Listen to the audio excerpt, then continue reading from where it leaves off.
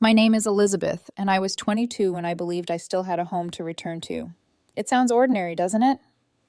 A college student packing her suitcase at the end of the semester, feeling both relieved and anxious to be back under her parents' roof.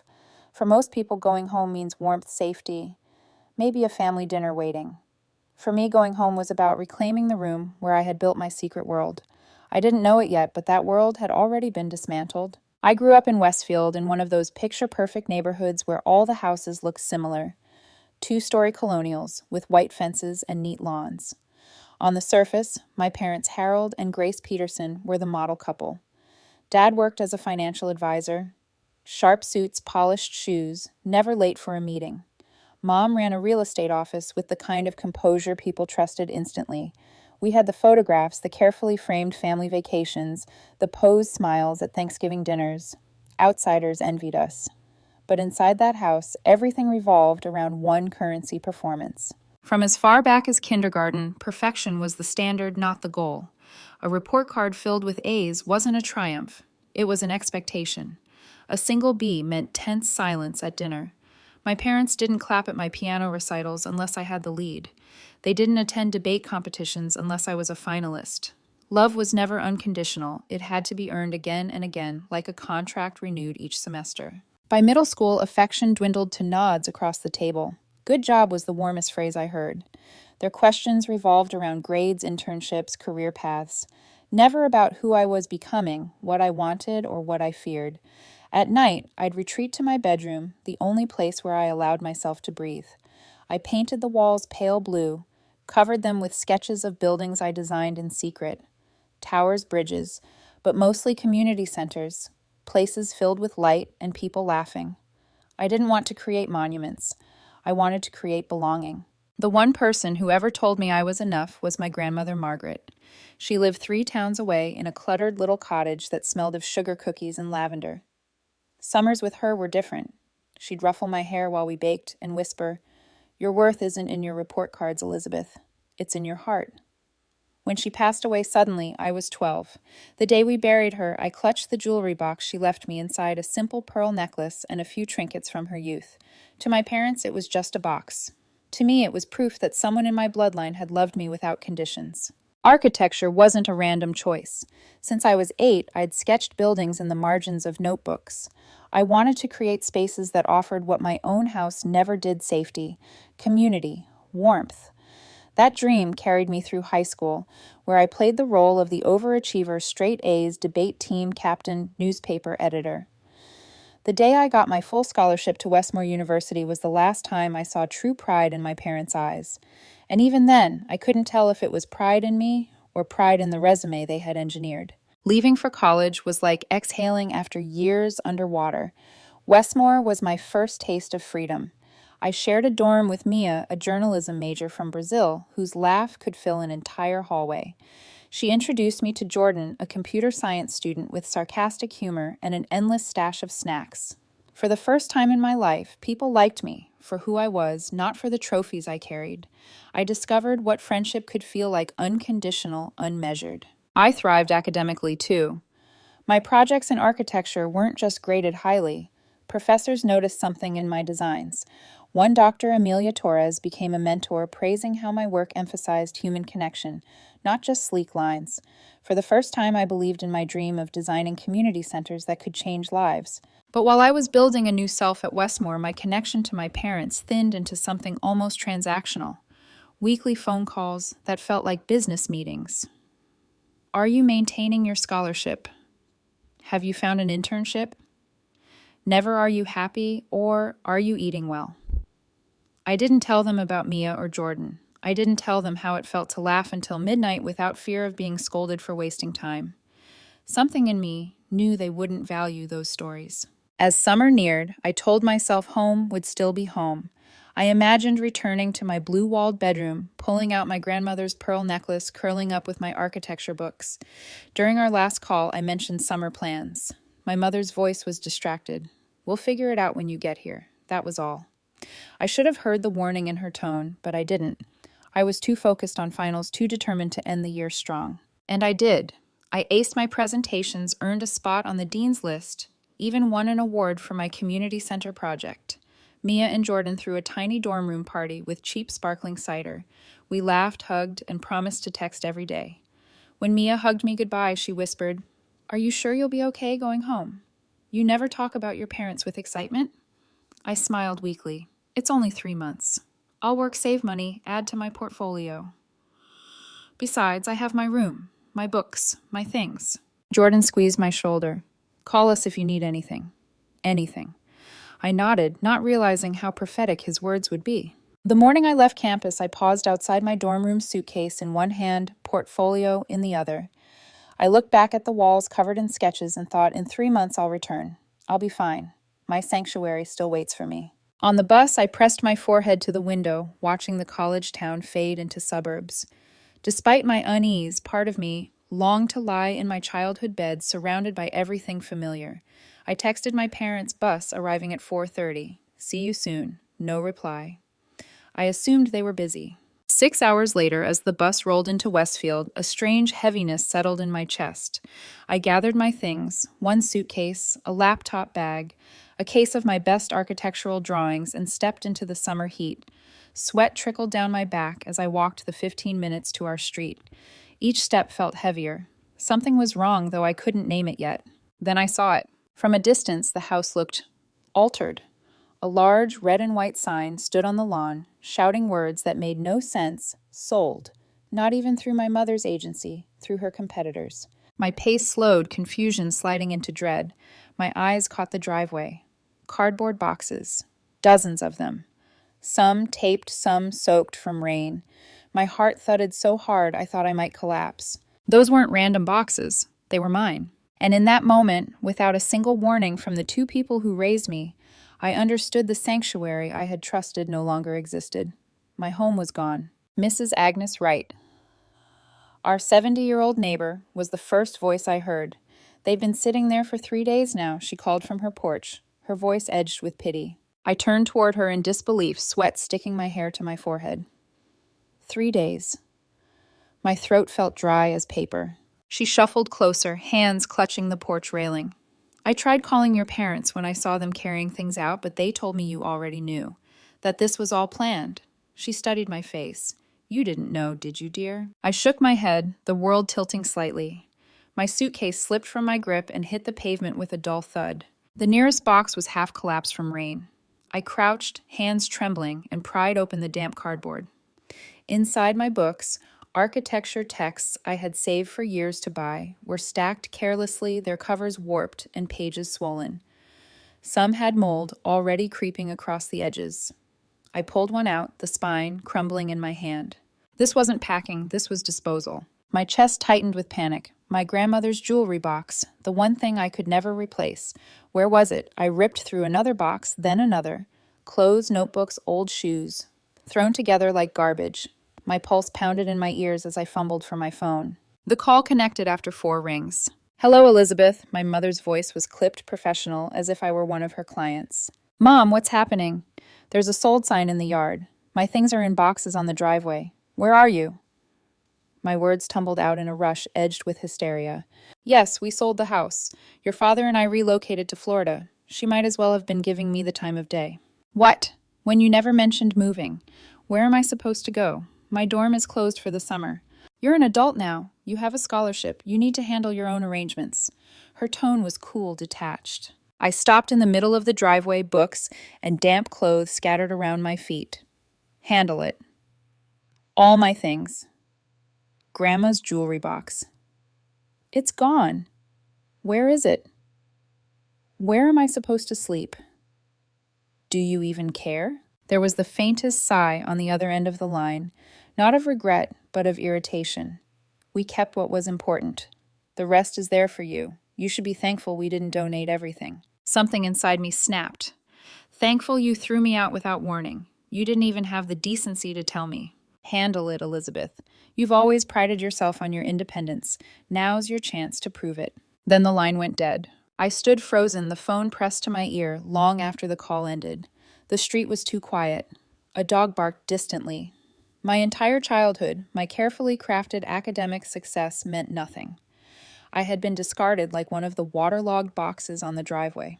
Mrs. Agnes approached, her expression etched with anger and compassion. "Oh, sweetheart." She reached out, hesitated, then put a wrinkled hand on my shoulder. "You'll stay with me tonight. You're not sleeping out here." The kindness undid me. I sank onto the nearest box and sobbed. The kind of sobbing that convulses the whole body, gasping, messy, uncontrollable. The neighbors could see, but I didn't care. The tears came from 12 years old and losing Grandma, from 18 years of striving for approval that never came from the gut-punch realization that my parents had abandoned me without a backward glance. That evening, after I'd dragged what I could salvage into Mrs. Agnes's garage, I started sorting through the boxes. My fingers shook with each flap of tape I peeled back. The randomness was almost insulting. A broken lamp, but no winter coat. Old school binders, but none of my architectural sketches. The expensive books I had guarded so carefully were ruined. Worst of all, the jewelry box wasn't there. I called my father. Straight to voicemail. I tried again. Straight to voicemail. Finally, I texted both of them. "How could you do this to me? Where is Grandma's jewelry box? Where are my winter clothes and my books?" The reply came an hour later from my mother. "We kept some things for sentimental reasons. The books went to the library, clothes to charity. You can buy new ones with your summer job money." It was casual, indifferent, like she had tossed away my childhood and my grandmother's love with the same ease she might discard a real estate flyer. I typed back with shaking hands, "Don't contact me again. Ever." Then I blocked both their numbers. That night, I lay on Mrs. Agnes's fold-out couch, staring at the ceiling fan spinning overhead. I should have been crying still, but I was past tears. Numbness had set in a hollow kind of silence. Around midnight, thunder rolled through the neighborhood. Rain pelted the windows, and I couldn't help picturing the remaining boxes outside, soaking, disintegrating. Years of my life dissolving into pulp under the storm. My chest hurt with the metaphor of it, my parents' love. Thin, inadequate, easily destroyed. By morning, the numbness hardened into something else. Resolve, maybe. Or bitterness. Mrs. Agnes made me coffee and toast, her voice gentle. "We'll figure something out. I'll call around. Someone must have a spare room for you." I nodded, clutching the mug for warmth. "Thank you. I don't know what I'd do without you." She patted my hand. "It's not charity, dear. It's humanity. Something your parents seem to have misplaced." Her words stung because they were true. That afternoon, she connected me with a friend who knew of a boarding house nearby, a rundown Victorian 6 blocks away where students sometimes rented cheap rooms. It wasn't much, but it was better than nothing. By sunset, I was dragging my damp suitcase into a narrow room with peeling wallpaper and a sagging mattress. The air smelled faintly of mildew. My new roommate Stephanie glanced up from her laptop only long enough to say, "I work nights at the hospital. I sleep during the day. Keep quiet." The door clicked shut behind her, leaving me alone with the stale air and the sinking realization this was my reality now. No sanctuary, no jewelry box, no parents to lean on. Just me. And for the first time, the thought didn't feel liberating. It felt terrifying. The first night in this boarding house, I lay awake on a sagging mattress that dipped like a crater in the middle. The peeling wallpaper curled like forgotten skin, and a faint drip from the bathroom down the hall echoed through the silence. I had never felt so out of place. My grandmother used to say that walls remember the laughter of those who live inside them. If that was true, then these walls remembered only arguments, slammed doors, and students who had given up on dreams they once carried here. My roommate Stephanie had shut her door firmly after her curt introduction. I could hear faint music through her headphones as she typed away her silence, a warning not to intrude. I couldn't blame her. This house wasn't about friendship. It was about survival. Sleep never came. Every time I closed my eyes, I saw the driveway with soggy boxes, the sold sign glaring red, my mother's voice telling me to handle it. The jewelry box haunted me most. My grandmother's pearls, her letters, the scent of lavender that used to cling to the felt lining, all of it gone, stolen, tossed away as if it meant nothing. I hugged my pillow until dawn and told myself that tomorrow I would do what my parents claimed I was capable of, survive. The next morning, I scoured job postings with desperation. Every cafe, grocery store, and retail outlet in town had already been swarmed by students who'd planned ahead. My parents hadn't just abandoned me. They had left me with no time, no preparation, no chance. 3 days of rejection later, I finally cobbled together a brutal schedule, a coffee shop shift from 5 a.m. to 11, a grocery store job from late afternoon to midnight, and babysitting on weekends for a family who barely thanked me when I left. My days blurred into exhaustion. The boarding house walls didn't echo with laughter. They absorbed my sighs as I dragged myself to bed in the early hours, only to wake before dawn again. Stephanie barely acknowledged me. Once, when I apologized for the noise of my alarm clock, she muttered, "Doesn't matter. I sleep through worse at the hospital." Her eyes were ringed with shadows, and I recognized the same brittle exhaustion in her that I carried. We were both ghosts, drifting in separate orbits. 2 weeks in, I took stock of what remained. The ruined books lay stacked in the corner, their covers buckled. My sketches, years of designs, were smudged, water-stained, impossible to salvage. I photographed the few that weren't destroyed, then burned the rest in the tiny metal trash can by the window. The smoke curled upward, carrying away what little I had left of my teenage years. I watched the ashes settle like gray snow and thought maybe this is what my parents wanted. For me to start from nothing, stripped of sentiment, reliant only on grit. But grit didn't protect against hunger, or loneliness, or shame. One night after a 12-hour shift between the cafe and grocery store, I returned to find a voicemail blinking on my phone. My first instinct was, dread had my parents found a way past the block.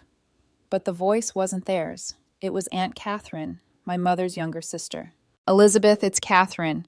I just found out what happened and I'm furious. If I had known sooner, I would have offered you our guest room immediately.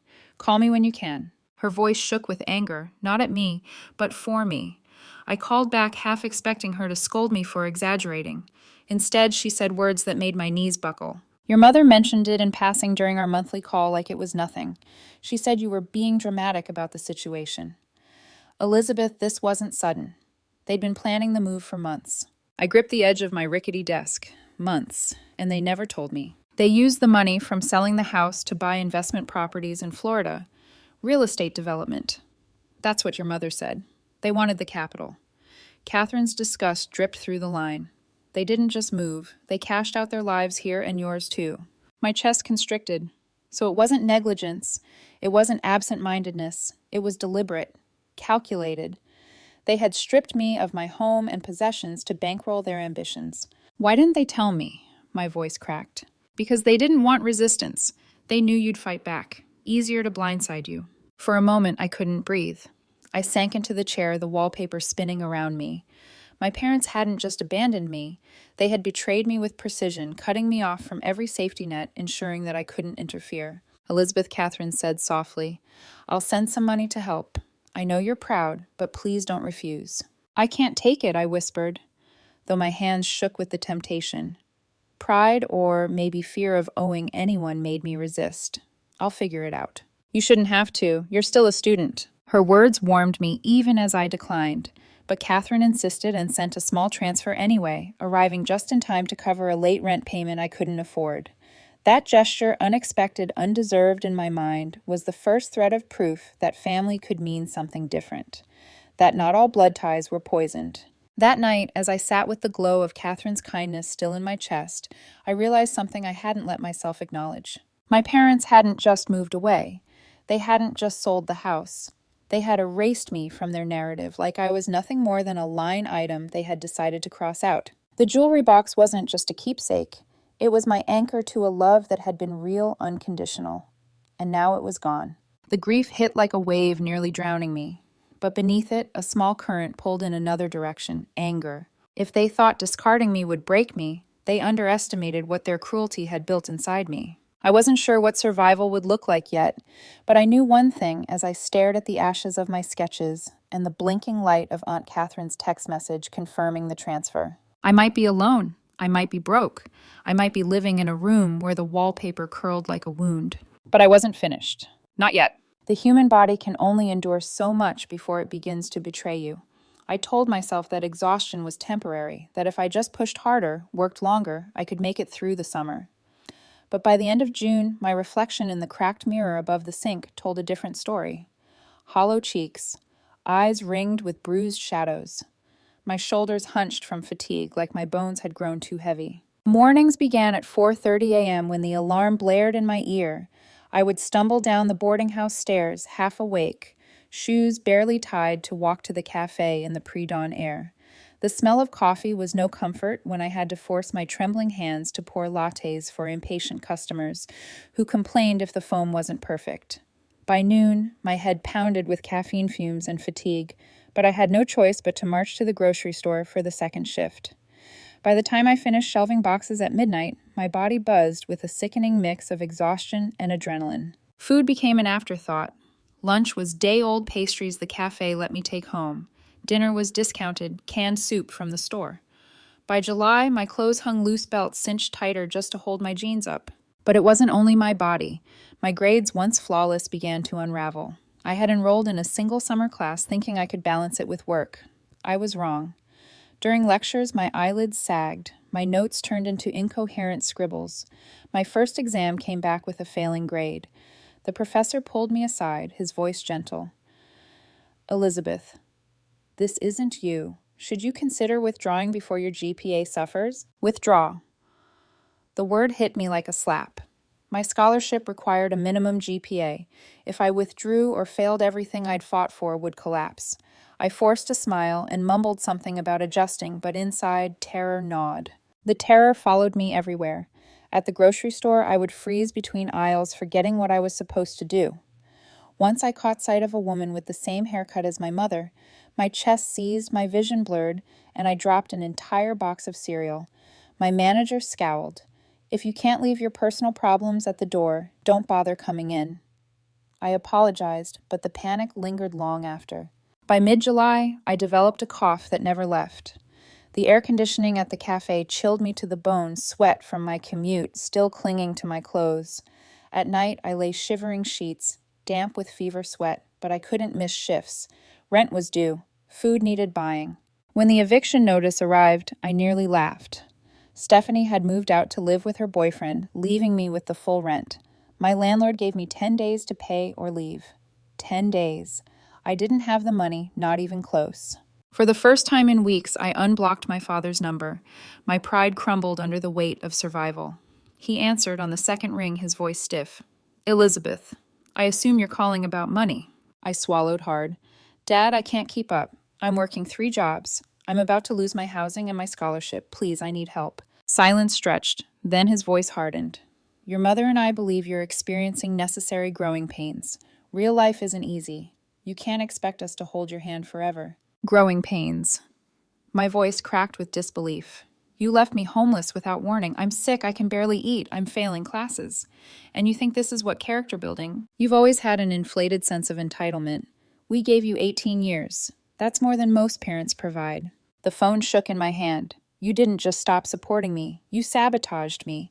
You stole Grandma's jewelry box, things that weren't even yours to take. And now you call me entitled." His voice sharpened. "Those heirlooms belong to our family, not just you. As for warning you, perhaps, if you had called more often, you would have known our plans." The unfairness hit me like a physical blow. My chest tightened, my vision blurred. I couldn't breathe. "You abandoned me," I whispered more to myself than to him. "You're ungrateful, Elizabeth. We gave you everything, and now you want to play the victim." Something inside me snapped. My voice steadied icy. "You didn't give me everything. You gave me nothing unconditional. Nothing I could count on. And you've taught me that family means nothing when it comes from you. Congratulations, that's the last lesson you'll ever teach me." I hung up and blocked the number again. My hand trembled so violently I dropped the phone on the floor. That night, the cough became worse. My lungs rattled with every breath. Fever surged and sweat soaked through my sheets. Still, I set the alarm for 4:30. I couldn't afford to miss the cafe shift. But at dawn, when I tried to walk, my legs gave out. The world tilted, and I collapsed onto the bench at the bus stop. A stranger's voice floated above me. "Miss, are you okay? You're burning up." The next thing I knew, flashing lights painted the street. I woke in the hospital, IV needles in my arm, the beeping of machines steady and indifferent. A doctor leaned over me, his face grave. "Severe dehydration, malnutrition, pneumonia. Your body is shutting down from stress and exhaustion. If you don't stop, you won't last the year." I wanted to laugh. Stop. What choice did I have? If I stopped, I had nothing. No home, no money, no parents to fall back on. Through fever haze, a hospital social worker sat beside me, pen poised over her notepad. "You don't have a permanent address, do you?" she asked softly. "No," my voice rasped. "And no family to call." Her eyes softened. She scribbled something down. "We'll contact your university. There are emergency resources for students in crisis." The words blurred together, drifting in and out like a dream. For the first time in months, I couldn't fight anymore. My body had staged a rebellion, forcing me to stop running, to stop pretending I could carry it all alone. As the antibiotics seeped into my veins, I closed my eyes and surrendered to the darkness. Somewhere inside me, a voice whispered, "Maybe this is the end. Or maybe, just maybe, it's the beginning of something different." When I woke again, the world was white. White walls, white sheets, white fluorescent light that buzzed faintly above me. For a moment, I didn't know where I was. Then the sterile scent of disinfectant hit and memory came crashing back. The bench, the fever, the ambulance. I wasn't in my boarding house. I wasn't on my shift. I was in a hospital bed tethered to machines that kept count of every breath. Panic flared medical bills. I couldn't afford aspirin, let alone this. The door creaked open, and in walked a figure I never expected to see. Professor Amelia Torres, her dark hair tied back, eyes sharp but softened with concern. For a wild second, I thought I was hallucinating. "Welcome back," she said gently. "You've been asleep nearly 20 hours. I blinked. "Professor Torres, what are you, how?" My voice cracked into a cough that rattled my chest. "The hospital contacted student services when you were admitted. When they saw your name, they called me. You've worried people, Elizabeth." She pulled a chair close to my bed, her presence steady grounding. Shame burned hot in my fevered skin. I didn't want anyone to know. I thought I could handle it myself. She tilted her head, her voice firm but not unkind. "No one handles homelessness, malnutrition, and pneumonia by themselves. That's not independence, that's isolation." The word stung. Isolation. I had dressed it up as resilience, convinced myself I was strong for bearing it all alone. But in her voice, the truth unraveled. I wasn't strong. I was drowning. I looked down at the IV line snaking into my arm. I can't afford this. The bills. Professor Torres leaned forward, her eyes unwavering. "There are emergency funds. The department already approved coverage for your medical costs, and we've arranged something else." Something in her tone, practical, decisive, made me dare to hope. What? Something else. She opened her folder, sliding a paper toward me. "We have a research assistant position available. It's not glamorous, digitizing blueprints, organizing archives, but it pays a stipend. More importantly, it comes with graduate student housing. You'd have a single room clean and safe, and access to the meal plan so you don't starve yourself trying to work 3 jobs." For the first time in months, I couldn't hold back tears. They slid hot down my cheeks, startling me with their intensity. Why? Why would you do this for me? Professor Torres reached out her hand, hovering just above mine, giving me the choice. I nodded, and she rested her fingers lightly against my wrist. "Because your talent is extraordinary. Because your situation is unjust. And because community means supporting its members, especially when they can't support themselves. Architecture isn't only about buildings, Elizabeth. It's about people, and right now, you're one of mine." I swallowed hard, overwhelmed by the gentleness in her tone. For so long I had been braced for indifference, or worse, disdain. But here was someone not only seeing me, but reaching for me. The next 3 days blurred with IV drips, antibiotics, and cautious steps toward recovery. Nurses came and went, adjusting machines, offering meals I was too weak to finish. My body, starved for rest, claimed every opportunity to sleep. But when I was awake, Professor Torres visited, sometimes bringing stacks of architectural magazines, other times just sitting in silence while I tried to process everything. On the second day, she introduced me to a counselor from the university, Dr. Lydia Winters. Her voice was calm, analytical, but her eyes softened when she said, "What your parents did wasn't just cruel, it was psychological abuse. Abandonment without warning destabilizes a person deliberately. You didn't fail, Elizabeth. You were sabotaged." The word abuse twisted in my chest. I had always thought abuse meant bruises or shouting, but her explanation fit too well. My parents' cruelty had been clean, clinical, disguised as tough love. "Why would they do that?" I whispered. "What did it give them?" "Control," she said simply. "Even in absence, they kept you desperate, believing you needed them. But look at you. You're still here. Their control failed." Failed. The idea pulsed like a small flame in the dark. Maybe they had wanted me to break. Maybe they had hoped I would crawl back, beg for help on their terms. And maybe by surviving even barely, I had already defied them. On the 3rd day, when the doctor finally cleared me for discharge, Professor Torres was waiting with a set of keys. "Graduate housing," she said, pressing them into my palm. "It isn't much basic furniture, a small desk, but it's safe. And it's yours." I stepped into the room later that evening, carrying the hospital's plastic bag of medications and my one surviving suitcase. The room smelled faintly of cleaning supplies, the sheets crisp, the mattress firm. A real bed, a functioning lock on the door, a shower that didn't drip rust. I set my suitcase down and just stood there staring. After weeks of drifting between borrowed couches, moldy rooms, and the threat of eviction, the stability of 4 clean walls felt like a miracle. That night, I slept 12 uninterrupted hours. When I woke, the sunlight spilled across the floor in soft gold. My body felt weaker than ever, but steadier too, like it had finally been allowed to rest without fear. I spent the next week easing into my new role as research assistant. The work was tedious, scanning old blueprints, cataloging archives, but it tethered me back to architecture, the thing that had once lit me alive.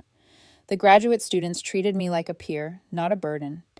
For the first time, I felt the faint outline of a community forming around me. One afternoon, while sorting through brittle rolls of parchment, I paused to breathe in the smell of ink and dust. My chest loosened in a way it hadn't in months.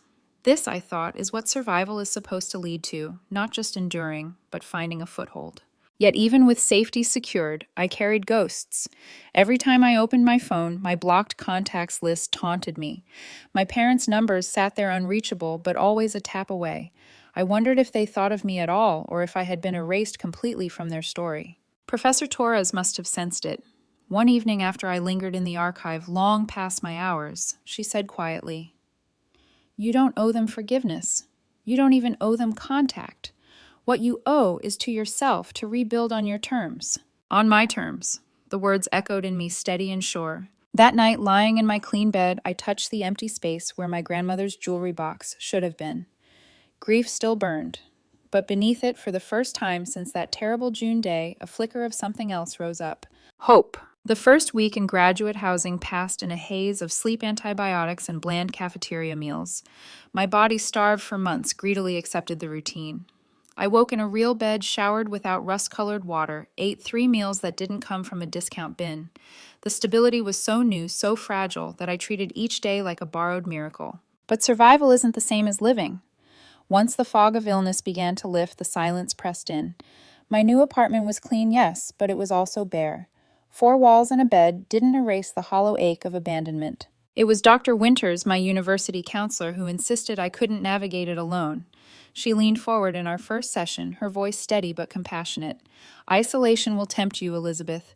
It feels safer not to rely on anyone. But healing requires connection, safe, chosen connection." The word chosen snagged in my mind. Chosen family. I didn't know what that could look like yet, but it sounded like oxygen. The first step was reaching out to Mia and Jordan, the friends I had pushed away during those terrible months. My hands shook as I typed the message. "I'm sorry I went silent. Things were bad. Can we talk?" Their replies came within minutes. "Of course, video call tonight." When their faces lit up my laptop screen, I broke. Tears ran unchecked as I told them everything. The house sold, the boxes in the rain, the sleepless nights in the boarding house, the collapse into the hospital. Shame poured out with every detail, but they didn't recoil. Mia covered her mouth, horrified. Jordan shook his head, muttering curses I'd never heard from him before. Elizabeth, Mia said, her accent thick with emotion, "You could have told us. We would have helped." "I didn't want to be a burden," I whispered. "You're not a burden," Jordan snapped. "You're our friend. That's the whole point. You don't have to earn it." Their outrage on my behalf felt like sunlight seeping into frozen skin. I hadn't realized how much I'd needed someone to be angry for me. Mia leaned closer to the camera. "I'm coming back early. My flight was next week anyway. I'll just change it." "You shouldn't be alone in this." "And I'll help move your stuff to the dorms once they reopen," Jordan added. No arguments. I laughed through the tears, a fragile, broken laugh that still felt like a release. For months I'd been drowning in silence. Now someone was throwing me a rope. Dr. Winters encouraged me to attend a support group for students estranged from their families. The first time, I almost didn't go. I hovered outside the counseling center door, heart pounding, afraid I would be surrounded by people whose pain made mine look small. But when I stepped inside, I found a circle of folding chairs, each occupied by someone who looked just as nervous, just as wounded. Sarah, a nursing student with cropped hair and kind eyes, spoke first. She'd been disowned for leaving her parents' strict religious community. The hardest part, she said, her voice low but steady, is grieving people who are still alive. You mourn the family you wanted, not the one you had. Her words struck me like a bell. That was exactly it. I wasn't grieving Harold and Grace as they were. I was grieving the idea of them, the parents I had hoped for but never had. After the session, Sarah lingered beside me. It gets easier, she said, handing me a tissue. The first year is the worst, but you build a new family, one you choose. It doesn't erase the grief, but it gives it somewhere to rest. I nodded, clutching the tissue like it was a lifeline. Over the weeks that followed, the support group became an anchor. There was Alex, whose parents had cut him off after he came out. Priya, who was estranged after refusing an arranged marriage. Each story was unique, but the ache beneath them was the same. And in their company, mine no longer felt shameful. Slowly, I began to let go of the belief that needing others was weakness. When Mia returned, she brought warmth back into my days. She dragged me to campus events, forced me to eat something green once in a while, and filled the apartment with music and laughter. Jordan stopped by often with sarcastic jokes and takeout boxes, his presence a reminder that friendship could be steady, uncomplicated, loyal. And then there was the work. Professor Torres gave me a new project sorting architectural case studies on transitional housing. At first it was just data entry. But as I read through reports and designs, something stirred in me. Shelters, youth housing, spaces for people with nowhere else to go. Design from your lived experience, Professor Torres urged when I hesitated to take on more. What would have made a difference for you this summer? I thought of the sagging mattress in the boarding house, the mildew walls, the silence. I thought of the hospital where strangers showed more compassion in hours than my parents had in years. And I thought of Sarah's words, grieving people who are still alive. So I sketched. Modular apartments with light-filled communal kitchens, rooms with locks for safety, but open courtyards for connection, spaces designed not just to house bodies, but to mend hearts. For the first time since the day I saw the sold sign, my pencil moved with purpose. I wasn't just designing structures, I was designing healing. One evening, Mia peered over my shoulder as I drew. What's this? Transitional housing. For people like me. Her hand touched mine briefly, gently. Elizabeth. This is beautiful. You're turning pain into something that will help others. Her words lingered long after she left. I sat staring at the sketch, realizing she was right. My parents had stripped me of a home, but in doing so, they had given me the fire to create homes for others. That irony didn't erase the pain, but it gave it meaning. By the end of the summer, the panic attacks had dulled. The nightmares still came, but less often. I laughed again. Real laughter, not the brittle sound I'd forced in the boarding house. I wasn't healed, not yet, but I was no longer drowning. As September loomed, I pinned my sketches to the wall of my room in graduate housing. Sunlight hit the paper, illuminating the lines of buildings that didn't exist yet, but might someday shelter the abandoned, the disowned, the forgotten. My parents had left me with nothing but ruined boxes and silence. But here, in this fragile community, I was building with friends, mentors, and strangers who understood. I felt the outline of something new. A different kind of family, one I could choose, one that might just last. 2 years later, I stood in my very first apartment, a tiny converted loft in a repurposed warehouse. The rent was modest, the paint chipped, and the plumbing occasionally groaned, but it was mine. Sunlight poured through tall industrial windows, casting wide rectangles of gold across the floor. My sketches framed, now instead of taped, haphazardly lined the walls. A bookshelf sagged under the weight of architecture books I'd repurchase slowly, one paycheck at a time. It wasn't a palace, but when I turned the key each evening, a quiet thrill filled me. Independence, once a punishment forced on me, had become my pride. Each rent payment made from my own salary was a silent victory. Each piece of furniture I bought secondhand and refinished with my own hands felt like proof that I had rebuilt plank by plank a life my parents had tried to burn down. I had graduated with honors despite the scars of that disastrous summer. My final portfolio had included the transitional housing project inspired by my own ordeal, and it had earned me more than top marks. It had landed me a job at Horizon Architectural Group, a firm specializing in community-centered design. Now, as a junior project manager, I worked on projects that mattered: youth centers, sustainable housing, public spaces that invited people to belong. But the real difference was inside. The girl who had once begged for scraps of approval no longer lived in me. I had replaced her hunger with something sturdier. The family I'd chosen, Mia with her boundless empathy, Jordan with his sarcastic loyalty, Sarah, whose resilience mirrored my own, filled the spaces my parents had left empty. We spent holidays together not out of obligation, but choice. Thanksgiving dinners, where we all cooked dishes from our different backgrounds, movie nights that stretched until dawn, hiking trips where laughter echoed louder than footsteps. And then unexpectedly there was Thomas. I met him at a community garden project my firm partnered with. He was an environmental engineer, tall with gentle eyes, and an easy way of listening that made silence feel comfortable instead of heavy. We started by debating the best way to integrate rooftop gardens into apartment complexes. That led to coffee, then dinner, then the kind of conversations that stretched past midnight without either of us noticing. On our third date, he asked the question I always dreaded. Tell me about your family. I took a deep breath, the old instinct to lie tugging at me, but I forced myself to answer honestly. I don't have contact with them. He didn't flinch, he didn't press. He just nodded thoughtfully. Family is who shows up for you, not just who shares DNA. You can tell me that story when you're ready, or not at all. It's yours. His words landed like balm on an old wound. No one had ever said it so simply so, without judgment.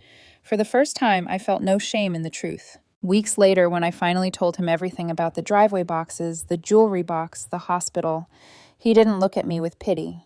He looked at me with something fiercer. Respect. Some broken things shouldn't be glued back together, he said quietly. Sometimes the breaking creates space for something healthier to grow. And for the first time, I believed it. My apartment became more than shelter. It became a sanctuary. Industrial windows bathed the space in light during the day, and at night, I lit candles that cast warmth into the corners. On one wall, I hung photographs graduation day, with Mia and Jordan arms linked around me. The ribbon cutting at the youth center I helped design. A blurry snapshot of Sarah and me at a cafe. Both laughing so hard we looked like strangers to grief. And one framed with deliberate care of Thomas and me at the community garden. Dirt smudged across our clothes, both grinning wide. Each photo was a brick in the foundation of a life built not from obligation, but from love freely given. Financially, things were still modest. Entry-level architecture didn't make anyone rich, but it was steady, honest work. I had learned to budget meticulously emergency savings or retirement contribution insurance, after being left penniless once I refused to live without safety nets again. Some nights while reviewing spreadsheets, I almost smiled. My parents had claimed they threw me out to teach me independence. In truth, they had forced me to learn self-reliance in the harshest way. And now, ironically, that skill had become my shield. But it wasn't only about money. It was about reclaiming joy. On weekends, Mia would crash on my couch, filling the apartment with Brazilian pop music and stories about her journalism job. Jordan often appeared unannounced with takeout, insisting I'm saving you from your terrible cooking. Sarah checked in weekly, our conversations a mixture of therapy and laughter. And Thomas watered the plants when I forgot listened. When my past pressed in too hard and reminded me that not all love came with conditions. There were still moments when the old wounds opened. Sometimes when I saw a mother and daughter shopping together laughing, I felt a sharp pang. Sometimes in the middle of the night, I reached instinctively toward the place where my grandmother's jewelry box should have been. The grief hadn't vanished. It had just learned to live beside the joy. One evening, as I sat at my drafting table sketching a youth shelter, Thomas leaned against the doorframe watching me. You know, he said, you've created a real home here. I looked around at the walls lined with sketches, the bookshelves, the photos, the warmth. And for the first time, I realized he was right. It wasn't the house in Westfield. It wasn't the pale blue bedroom I had once clung to. It was something better, a home I had chosen, built and filled with people who wanted to be there. For years, I had chased the idea of belonging under my parents' roof. Now, I understood belonging isn't inherited, it's created. And in that small loft with the industrial windows and the laughter of friends spilling into the night, I finally felt it. I was home. It was an ordinary morning when the past broke through my carefully built walls. I'd just finished reviewing blueprints at my drafting table, the hum of city traffic drifting in through the open window. My phone buzzed with a notification. I glanced absent-mindedly, then froze. 199 missed calls, all from the same number. My mother's. For a moment, I thought it had to be a glitch. No one called nearly 200 times. But when I opened my voicemail, the truth hit me like ice water. The oldest messages were furious. Her clipped voice snapped through the speaker. Elizabeth, you can't ignore us forever. Stop being childish and call back. As the weeks passed, the tone shifted. The messages turned pleading, then desperate. My father's voice appeared, once faint and halting as if he were struggling. The most recent recording made my chest tighten in a way I hadn't expected. Elizabeth, please. Your father's had a stroke. We need you. Things are difficult here. Please just call me. Her voice cracked on the last word. Something I'd never heard in her life. It wasn't the voice of the cold woman who once told me to handle it. It was the voice of someone afraid. I sat, frozen phone still pressed to my ear, long after the message ended. Later that day, I found myself searching the local Florida news. My hands trembled as headlines confirmed what she'd said. Former investors Harold and Grace Peterson face foreclosure amid medical crisis. There was even a photo of my father at a fundraiser. His once imposing frame slumped in a wheelchair, his smile twisted from the stroke. The man who had scolded me for entitlement now looked like a stranger, a broken figure who had lost not only control, but everything. Aunt Catherine called that same evening. Her voice was softer than I'd ever heard it. I know you probably saw the news. Elizabeth, they've lost nearly everything. The Florida investments collapsed during the downturn. Half the properties are sitting vacant and the mortgages are drowning them. Then Harold's stroke hit, and she exhaled shakily. Grace can barely keep them afloat. I pressed my thumb against my temple, the pressure almost painful. Why are you telling me this, Catherine? You know what they did. I'm not saying you should help them financially, she said quickly. God knows they don't deserve that. But I thought you should know. Grace. She sounds remorseful. Though Catherine added bitterness slipping in, maybe that's just desperation. I let the silence stretch. Images collided in my mind. The driveway boxes sagging under rain, my grandmother's jewelry box stolen, my father's voice calling me entitled. As I begged for mercy. And now my parents begging their perfect facade, shattered. I didn't feel joy, not even satisfaction, just confusion. That night I told Thomas. We were eating dinner, the clink of silverware filling the quiet between us. I pushed food around my plate, my appetite gone. They've been calling me, I said finally, almost 200 times. My dad's had a stroke. They're losing everything. Thomas set his fork down, his brow furrowing. And what do you feel about that? I stared at him startled. I don't know. Not pity, not anger, just empty. He reached across the table, his hand brushing mine. You don't have to feel what they want you to feel. You don't owe them that. Later, Mia and Jordan came by. When I told them, Mia's eyes softened with sorrow. Would contact help your healing or make it worse?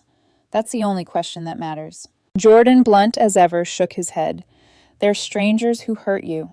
If strangers called you after ruining your life, would you rush to help them just because they share DNA? Their words echoed long into the night. But it was Dr. Winters who cut to the heart of it during our next session.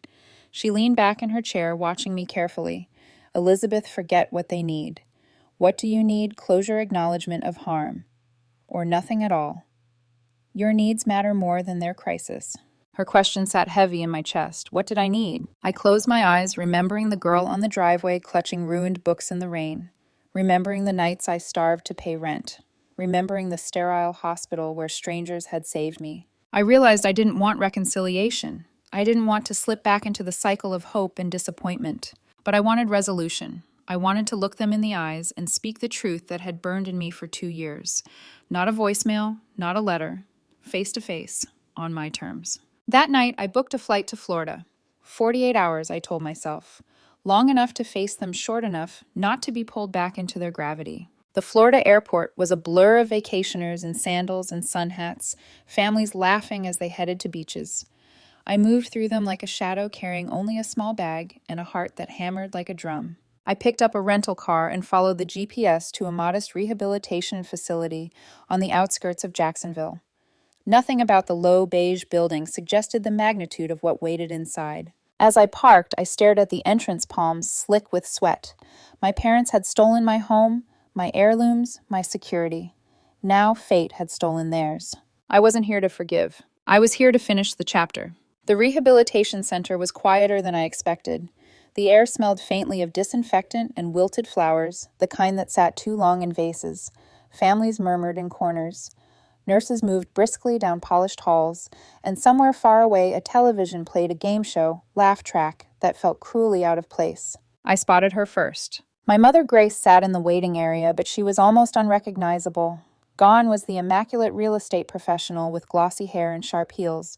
Her roots were gray, her clothes loose on her frame, as though she'd shrunk into herself. She looked up when I entered, eyes widening in disbelief. "Elizabeth," she whispered, half rising. Her arms opened like she meant to hug me. I stayed where I was. "Grace," I said evenly, deliberately, choosing her first name. Her face flickered a small wince at the distance in my voice. She lowered her arms awkwardly. "You came." "I'm here to see Harold," I said, "and to speak with both of you. Nothing more." Something fragile collapsed in her eyes, but she nodded. "He's in physical therapy. They'll bring him soon. Will you sit?" She gestured to the chair beside her. I chose the one across from her instead. For a moment we sat in silence. Her hands twisted her wedding ring around and around. He's worse than the papers said," she murmured. "The right side of his body is paralyzed. His speech. Some days are better than others." I kept my tone flat. "And the bills," she flinched. "They're drowning us. The property's failed. The hospital costs." She broke off, looking at me carefully, as if gauging how far she could push.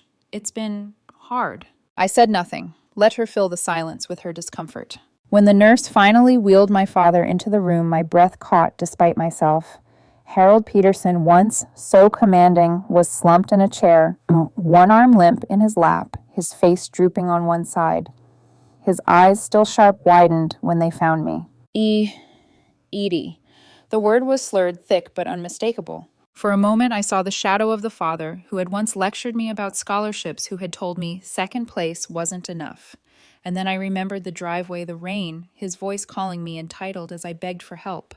"Hello, Harold," I said evenly. The nurse settled him into a chair, then left us in a triangle of silence. Grace cleared her throat. "Perhaps we should go somewhere private." "No," I cut in. "This is fine. Neutral. Public." Her lips pressed into a thin line. I straightened, forcing my shoulders back. My voice shook only slightly as I began. "I want to be clear about why I came. I didn't come out of obligation. I didn't come out of forgiveness. I came because I need to say certain things face to face, and then I'll leave." Grace opened her mouth, but I raised a hand. "Don't interrupt." Harold's gaze darted between us, his good hand gripping the armrest tightly. "2 years ago," I said, my voice gaining strength, "you chose to abandon me without warning. You threw my belongings into boxes and left them to rot in the rain. You sold our house without telling me. You discarded my books, my clothes, and most importantly, my grandmother's jewelry box, the one piece of her I had left. You left me homeless.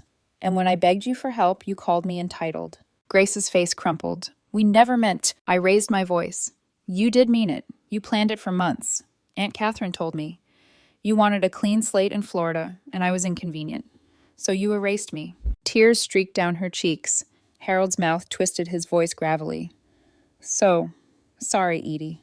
It was the first apology I had ever heard from him. For a flicker of a second, something in me softened, but the scar tissue held firm. "I've built a life without you," I continued. "I graduated with honors. I work for an architectural firm. I have friends who became family. I have love, stability. I created it myself, despite you, not because of you." Grace straightened, slightly pride flickering in her eyes. "We always knew you were capable." "This isn't about capability," I snapped. "This is about basic human decency. You didn't test me. You tried to break me. And when you see me standing here today, it isn't proof of your parenting. It's proof of my survival." The silence that followed was heavy. Grace wept quietly, twisting her ring. Harold's good hand trembled on the folder in his lap. Finally, I reached into my bag and pulled out a manila folder. I set it on the table between us. Inside is information about programs, medical debt, forgiveness, housing assistance, social workers who specialize in cases like yours. You can call them. They'll help. But I won't give you money. I won't give you intimacy. And I won't pretend we're a normal family again. Grace looked up, tears streaking her face. "That's more than we deserve." "Yes," I said coldly. "It is." My father reached out with his good hand, his eyes glistening. His words came haltingly, the effort visible. "Proud. Not for help. Proud. For surviving us." The sentence lodged deep in me, cutting through layers of armor. Not enough to undo anything, but enough to sting with truth. For once he had named it. What I had survived wasn't circumstance, but them. I nodded once. I'll check in by email in a week to see if you've contacted the programs. That's all. As I stood, Grace's voice followed broken. We destroyed something precious. I see that now. I paused, my back still to them. Yes, and some things once broken can't be put back together. Then I walked away, out of the beige halls, past the wilted flowers, through the automatic doors, into the thick Florida heat. And for the first time in years, I didn't feel like I was running from them. I felt like I was walking toward myself. The drive back from the rehabilitation center was strangely quiet. Florida's sun blazed overhead, but inside the rental car I felt neither heavy nor unmoored. Instead, I felt something unfamiliar peace. I hadn't forgiven them, I hadn't reconciled, but I had spoken my truth without shouting, without begging, and they had heard it. Whether they changed or not was no longer my burden. Back at my hotel room, I sat on the edge of the bed, staring at the manila folder I had left in their hands. Information, not money. Boundaries, not reunion. That was all I could give without betraying myself, and it was enough. When I returned home 2 days later, Mia and Jordan were waiting at the airport. Mia hugged me so tightly, I thought my ribs might crack. Jordan just said, "Well," with a raised eyebrow. I said what I needed to say, I replied. My voice surprised me. It was steady, clear. And he pressed. And they can't hurt me anymore. That night over pasta at Thomas's apartment, I recounted the visit. My chosen family listened without interruption, without judgment. When I finished, silence hung for a moment before Mia reached across the table. "You don't regret going, do you?" "No." I swirled my fork through sauce I hadn't touched. It confirmed what I already knew. Their approval doesn't matter anymore. Their disapproval doesn't either. That Thomas said, softly squeezing my hand, is independence. Life after Florida settled into a rhythm again, but with a clarity I hadn't had before. I kept minimal contact with my parents, occasional emails about assistance programs, updates about their applications. Functional clinical. No holidays, no phone calls, no illusions. Instead, I invested my energy where it mattered in the family I had built. Mia and I started a tradition of Wednesday dinners. Sometimes it was takeout, sometimes an ambitious recipe that left the kitchen in chaos, but always laughter threaded through the meal. Jordan came almost every week, claiming he was only there for the food, though we all knew better. Sarah joined when she could, her nursing shifts brutal, but her resilience always grounding me. Thomas, steady as the earth itself, became the quiet center of it all. He never tried to replace what I had lost. Instead, he offered something new: love, without conditions, presence, without expectation. Once, as we watered the balcony plants, he said, "You've turned grief into a blueprint." That's rare, Elizabeth. That's strength. He was right. My work at Horizon began to reflect that transformation.